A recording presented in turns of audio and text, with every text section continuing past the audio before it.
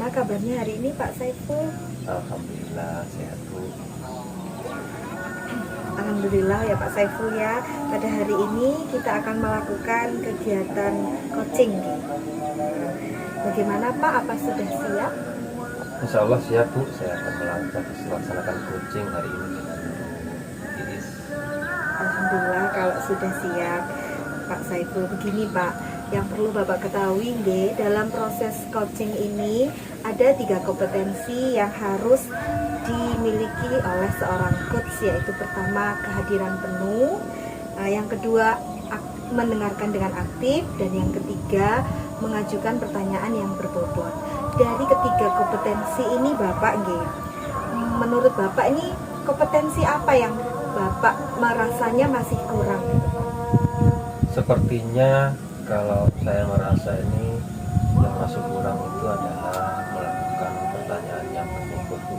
Karena kita harus menyampaikan pertanyaan yang bermakna dengan rangkaian kalimat yang bagus seperti itu. Oh, seperti itu nih Pak. Jadi yang menurut Bapak yang perlu dikembangkan dalam coaching kali ini adalah mengajukan pertanyaan yang berbobot seperti itu. Iya Bu. Baik Pak, terakhir sekali yang ingin saya tanyakan, Bapak ini yang diinginkan dari coaching kali ini apa Pak yang ingin diinginkan dari coaching kali ini? Saya berharap ada sebuah solusi dari permasalahan yang diangkat nanti dalam coaching nanti. Begitu Pak Saiful Semoga coachingnya berjalan lancar Pak. Selanjutnya silahkan Bapak melakukan coaching bersama Ibu Iis. Saya di sini akan melakukan tugas saya sebagai supervisor untuk melakukan pengamatan, dan saya juga akan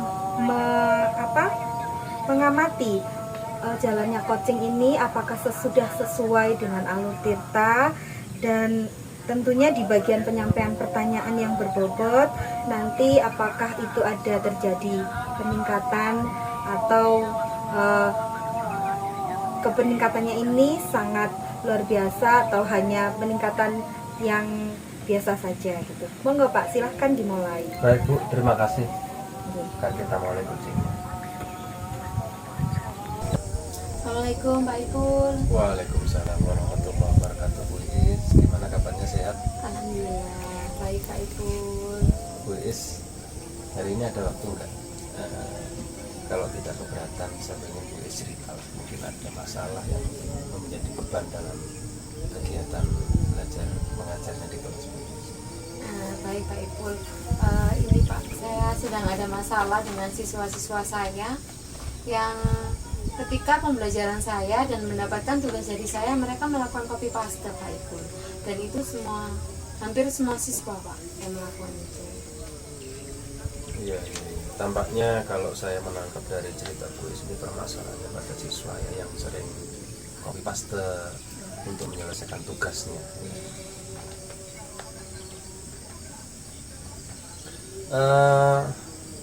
Bu Iis, kenapa murid-murid Bu Iis ini melakukan copy paste kira-kira dalam setiap penugasannya? Nah, anak-anak ini melakukan copy paste tugas ini, mereka itu awalnya mengatakan bahwa sudah paham Pak Ibu dengan materi yang sudah saya jelaskan. Ternyata ketika mendapatkan tugas, dia masih melakukan copy paste. Setelah saya telusuri, ternyata mereka itu masih belum paham. Mungkin karena malu untuk mengajukan pertanyaan, ataupun malu dengan ketidakpahamannya, sehingga mereka enggan untuk melakukan itu gitu Pak Ibu. Jadi ketika saya beri tugas, akhirnya mereka melakukan copy paste tugas itu Pak. Iya. Kira-kira kenapa anak-anak kok kurang paham sehingga mereka melakukan copy paste, atau mungkin kenapa kok tidak langsung bertanya kepada Bu Iis pada saat pembelajaran, kesulitannya apa, yang sedang dialami apa untuk mengerjakan tugasnya? Mungkin anak-anak malu ya Pak ya, kalau harus bertanya dengan gurunya langsung gitu kan. Nah, jadi karena mereka malu untuk bertanya dan bertanya itu tadi, sehingga mereka tidak memahami materi yang sudah saya jelaskan, padahal saya menjelaskan materi tersebut sudah dengan detail seperti itu Pak. Kalau menurut Bu Iis dari skala 1 sampai 10 lah, kira-kira kondisi di kelas Bu Iis saat ini ada pada skala berapa nih? 5 sepertinya Pak, masih pada skala 5 dalam proses. Masih skala 5 ya, Iya. masih rendah berarti ya untuk hal kemandirian siswanya. Kemudian Bu Iis mengharapkan skala berapa dalam kemandirian kelasnya nantinya itu? Saya masih mengharapkan 8 lah Pak, karena kan dalam menaikkan skala proses pembelajaran itu nanti akan bertahap seperti itu Pak. Baik Bu Iis, untuk mencapai skala 8 itu apa yang Bu Iis lakukan kira-kira agar anak siswa Bu Iis itu bisa mandiri dalam mengerjakan tugas dan sebagainya?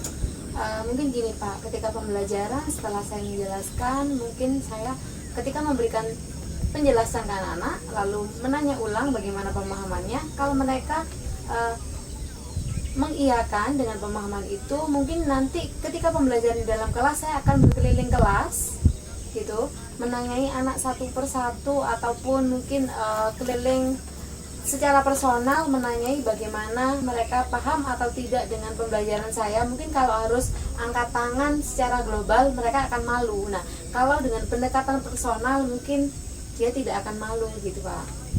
Nah, kalau gitu Bu Iis ini sudah melakukan hal tersebut, kira-kira mulai kapan rencana aksi yang akan Bu Iis lakukan?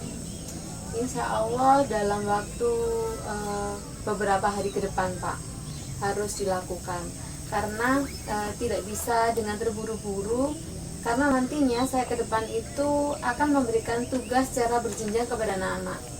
Jadi anak yang benar-benar paham dengan anak yang tidak begitu paham itu akan saya bedakan dalam penyelesaian tugas, karena nanti sebelum itu saya harus melakukan analisa terlebih dahulu Pak, seperti itu. Baik Bu, kalau rencana Bu Iis sudah jalan, sudah dilakukan, nanti saya dikabari ya, karena bagaimanapun hasilnya saya juga penasaran nih seperti apa solusinya yang Bu Iis akan temukan setelah ada solusi seperti tadi. Siap. Oke Bu Iis, saya pikir cukup percakapan hari ini. Semoga Bu Iis tetap sehat, tetap semangat ya. Terima kasih Bu Iis.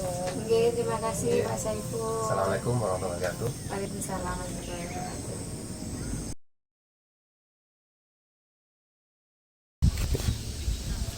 Pak Saiful dan Bu Iis, praktek coachingnya hari ini sangat bagus sekali. Kita beri tepuk tangan dulu Pak Bu. Bagus sekali, saya kagum melihatnya. Saya lihat nih praktek coaching ini sudah berjalan dengan baik, bahkan sudah sesuai dengan alur Tirta, yaitu adanya tujuan, identifikasi, rencana aksi, dan juga tanggung jawab. Kemudian ada yang ingin saya sampaikan dari praktek coaching yang sudah Pak Pipul laksanakan, khususnya sebagai coach. Menurut Bapak nih, indikator apa yang sudah terlaksana, yang sudah berhasil tercapai pada coaching kali ini Pak? Indikator yang berhasil menurut saya ini adalah bagaimana coach dapat menemukan rencana dan solusi dari permasalahan untuk mengatasi permasalahan yang terjadi di kelasnya coach itu tersebut, dan dapat melakukan rencana aksinya dengan baik. Nah, jadi begitu ya Pak. Tadi saya lihat selaku coach dalam menyampaikan praktek coaching ini, jenengan ini ingin mengembangkan kompetensi, yaitu mengajukan pertanyaan yang berbobot. Di sini saya mengamati bahwasanya Bapak sudah dapat melakukannya dengan baik, karena dengan mengajukan pertanyaan yang berbobot tadi, saya lihat dengan menggunakan bahasa yang cukup sederhana dan mudah dipahami, membuat coach menjadi lebih terbuka, sehingga dapat menyampaikan permasalahannya dan menemukan sendiri solusi dari permasalahan yang sedang dihadapi oleh Koci, dan juga Koci menjadi termotivasi begitu untuk menyelesaikan permasalahannya. Benarkah seperti itu nggih, Pak? Iya Bu, betul sekali. Terima kasih Pak Ipul sebagai coach dan Ibu Iis sebagai Koci atas praktek coaching hari ini. Dan dalam praktek coaching ini itu memberikan pelajaran bahwa menjadi coach memang harus memperhatikan kompetensi yang sudah ada nggih, sehingga tercipta solusi permasalahan yang dihadapi oleh Koci. Akhir kata dari saya, wabillahi taufik wal hidayah. Wassalamualaikum warahmatullahi wabarakatuh. Waalaikumsalam warahmatullahi Waalaikumsalam. wabarakatuh.